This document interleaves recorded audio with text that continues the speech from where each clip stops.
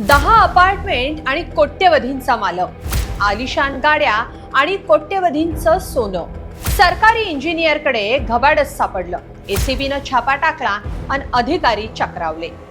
एक नाही, दोन नाही आणि 100ही नाही. या सरकारी बाबूकडे 150 कोटींची संपत्ती आहे. एसीबीनं छापा टाकला आणि सरकारी इंजिनियर जाळ्यात अडकला. एखाद्या सरकारी इंजिनियरला साधारणपणे 75,000 ते 1.5 लाखांपर्यंत पगार असतो. मग या सरकारी इंजिनियरनं 150 कोटींची माया कशी जमवली? धक्कादायक बाब म्हणजे लाच घेताना त्याला आधी एकदा अटकही झाली होती. त्याचं काय झालं आणि आता हा सरकारी बाबू पोलिसांच्या जाळ्यात कसा अडकला? सगळं सविस्तर पाहूया या व्हिडिओतून. नमस्कार, मी स्वाती पाटील. लोकमत.com वर आपलं स्वागत आहे. राज्य तेलंगणा, शहर हैदराबाद.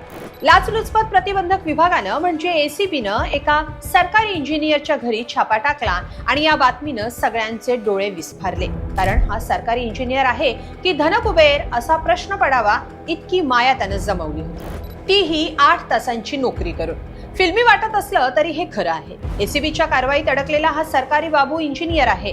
मृत्यम वेंकट रमणा असं या इंजिनियरचं नाव आहे. तो हैदराबाद इथल्या खैरताबाद इथं असलेल्या रेडको म्हणजे नवीकरणीय ऊर्जा विकास निगम या सरकारी कार्यालयात काम करतो. लाचलुचपत प्रतिबंधक विभागानं एकाच वेळी रमणा यांच्या मालकीच्या 8 ठिकाणी छापा टाकला, ज्यात त्यांचं घर, कार्यालय आणि नातेवाईकांच्या घराचाही समावेश होतो.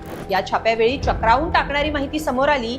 त्यानुसार सरकारी नोकरी करणारा हा इंजिनियर 150 कोटींहून अधिक संपत्तीचा मालक असल्याचं उघड झालं. या इंजिनियरकडे 10 अपार्टमेंट, प्राईम प्रॉपर्टीज, कितीतरी किलो सोनं, आलिशान गाड्या आणि महागड्या परदेशी दारूच्या बाटल्या सापडल्या. तपासानंतर या सगळ्याची किंमत 150 कोटींपेक्षा अधिक असल्याचं समोर आलंय.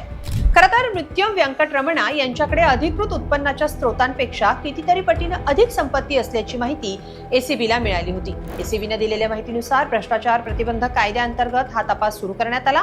कारण प्राथमिक पुराव्यांवरून त्यांनी सरकारी सेवेत असताना भ्रष्ट मार्गानं अफाट संपत्ती जमावल्याचे स्पष्ट संकेत अधिकाऱ्यांना मिळाले होते. या तपासादरम्यान सेरीलिंगमपल्ली आणि कुकटपल्ली इथं रमणा यांच्या मालकीचे 4 फ्लॅट्स आढळले, ज्याची किंमत 1,23,00,000 रुपये इतकी आहे.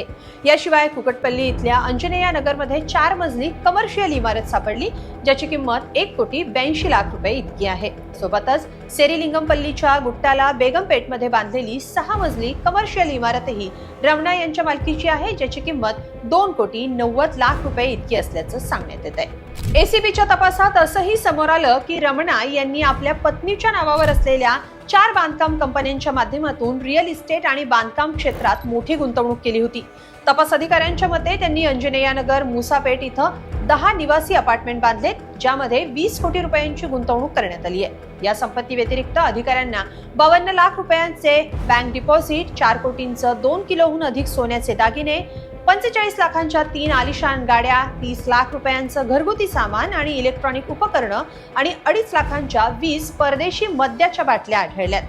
एसीबीने जप्त केलेल्या या मालमत्तेची किंमत 27,65,00,000 रुपये इतकी असल्याचं सांगितलंय. अधिकाऱ्यांचं म्हणणं आहे की इतर मालमत्ता आणि गुंतवणुकीचा तपास अजूनही सुरू आहे.